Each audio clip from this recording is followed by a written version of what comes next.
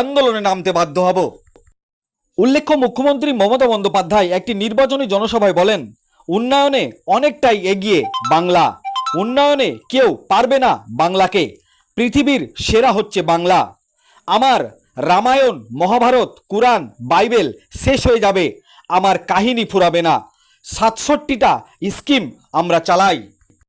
মুখ্যমন্ত্রী মমতা বন্দ্যোপাধ্যায়ের এই কথায় কুরআন শরীফকে অপমান করা হয়েছে বলেই মনে করছেন বিশেষজ্ঞ মহল এবং ইমামরা।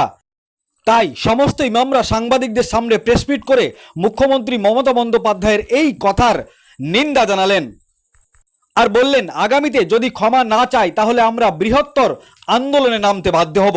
কি বলেছেন তারা সংবাদ মাধ্যমের সামনে বিস্তারিতভাবে শোনাবো আপনাদের। এই ভিডিওটি যারা দেখছেন চ্যানেলটি লাইক করবেন, শেয়ার করবেন আর সাবস্ক্রাইব করবেন। আই লাভ মাই ইন্ডিয়া, মেরা ভারত মহান। বন্দ্যোপাধ্যায়ের আপনারা কি এমন ভুল পেয়েছেন যে আজকে প্রতিবাদে নেমেছেন?